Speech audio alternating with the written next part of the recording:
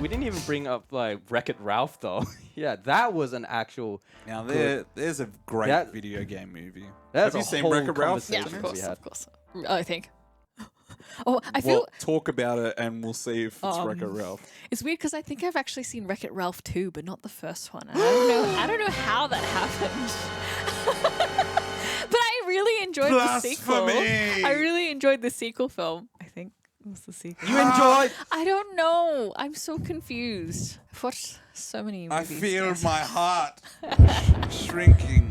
Wait, okay. It was the one where it's like he leaves his own game to go and do something. Get a medal. To get a medal? A medal. Yeah, that might have been it. That's the And first then- one. That is Okay, the okay. It is the okay, okay. Oh, thank God. It is the first. Okay. Jesus And then he Christ, meets my ears are bleeding. he meets Sarah Silverman. Duty. Duty. One more. What do you get? Call of Duty. Yeah, gosh. That It one, is a yes. sugar rush, that film, but it was very Yes. fun. So It's- much love went into that movie. Yeah. You feel can so feel that. love Yeah. as a gamer. You feel like Yeah. these people love gamers. Every little Easter egg and nod and reference. Like with the Mario Brothers movie, you feel like this movie was made for me as a gamer. Yeah, I think in recent spate of movies, though, it's like I've always maintained, like when you remove the nostalgia bait, the callbacks, the Easter eggs, the cameos, what do you have for a story? And I think Wreck-It Ralph was the had the absolute like Pixar sort of skeletal structure. I don't think it's like one of Pixar's best, but you could definitely see that it has the Pixar DNA. We are talking about 10 years ago when Pixar, was still at their I A can't believe game. it's been 10 years. But yeah, it's like it has, the inciting incidents, the injustices that forces characters to do things that sort of like against the world that, drives a division in the friendships and so on. It has those moments that make you feel something for the characters. It has the and we talked about this, Michael. Denise, are you familiar with something called a screenwriting technique called the Save the Cat?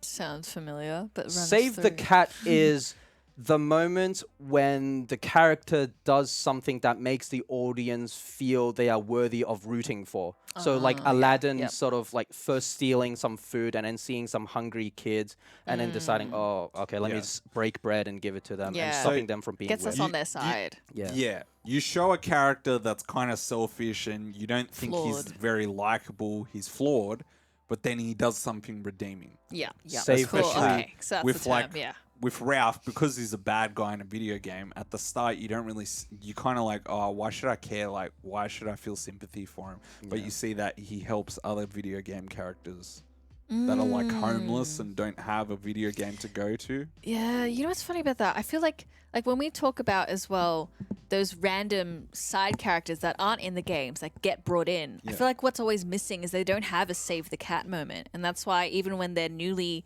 introduced, it's hard for us to even want to care about them. Because there is no save the cat thing where it's like, okay, they're just new and they're here and they're taking us away from the main plot, so why are they here? That's interesting. Yeah. I mean, the more I think about it, I'm thinking of Mortal Kombat. I'm thinking of all these other video game movies. No good save the cat moment for a lot of them. Yeah, I think Wreck-It Ralph is a perfect demonstration of like all the combination of like points that we raised about what makes a video game movie work is when they, just have all those gripping character pieces.